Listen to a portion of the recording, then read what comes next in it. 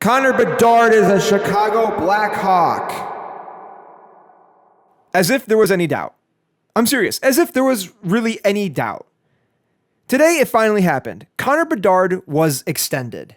This has been a very tremendously difficult season for Blackhawks fans. The question of what's going to happen to Connor Bedard, what will the contract look like? Is he going to get an offer sheet like Leo Carlsson, or is he just not going to sign with the Blackhawks? All these things were up in the air in the last few months in Twitter space, or Instagram, whatever, in hockey space, I guess, everywhere.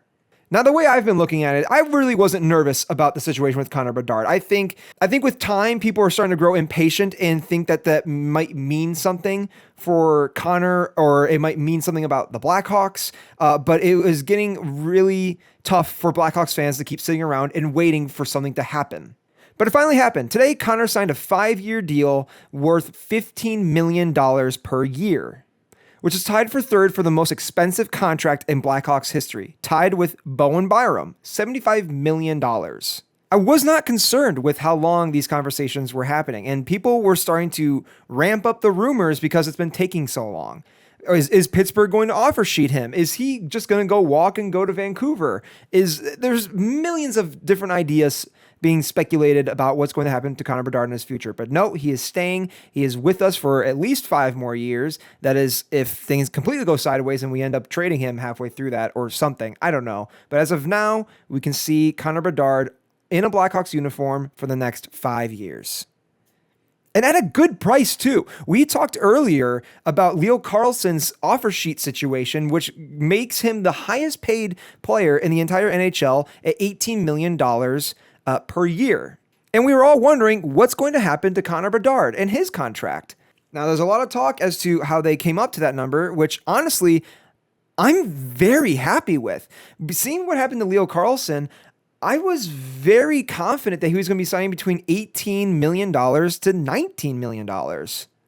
So a lot of fans are actually looking at this as some sort of hometown discount, that he is taking on less money so that the Blackhawks will have more to play with for the rest of the roster. Now, if you want to argue if that's the case or not, go ahead. I think this is actually a pretty reasonable price for the player that he is.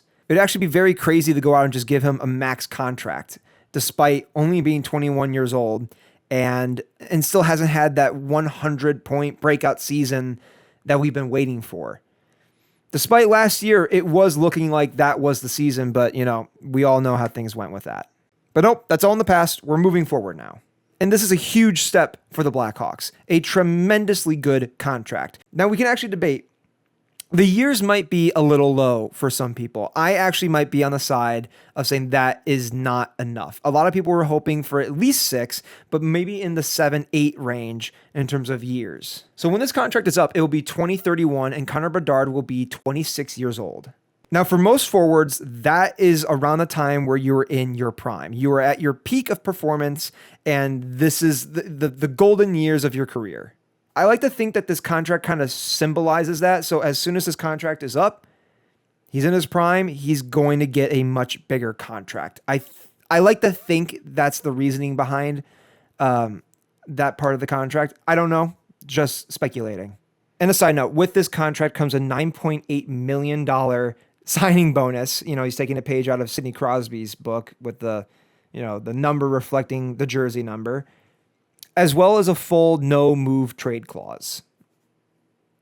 Of course, what I wouldn't expect anything less in this league for that to be a part of this deal.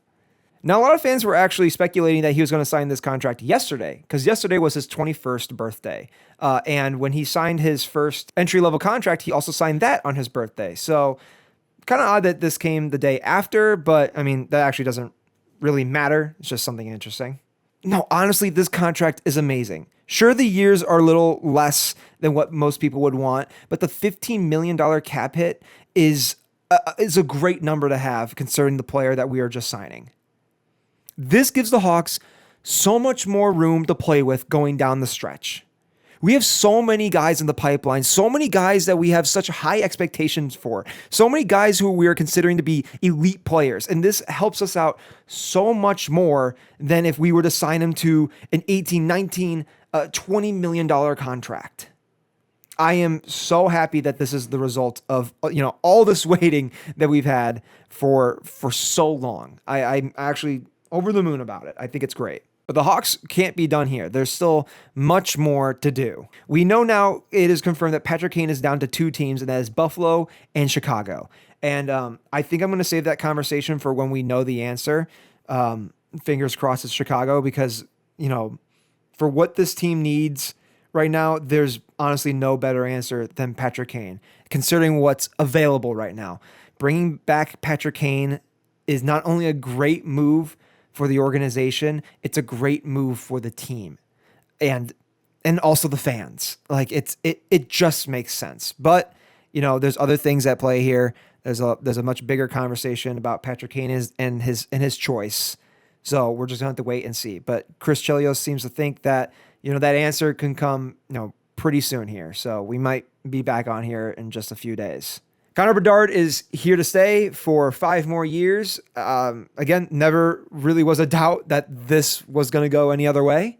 All the talk about him going back to Vancouver, I don't know what that was all about.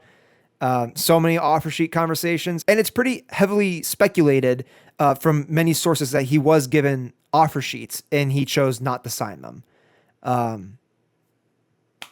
Get on you, Connor. We love you here. And just a small part about this whole conversation, I'm honestly curious to know if this injury that he just had has anything to do with the AAV or the term. I'm not sure. I don't think so, but it's just an interesting thing to think about. But yeah, there's really nothing else to talk about. It's just facts that I'm stating here. Just want to jump on the Connor Bedard hype train because it's very exciting. Big news. It just sucks that we won't be able to see him play until November, but that's just the way things go.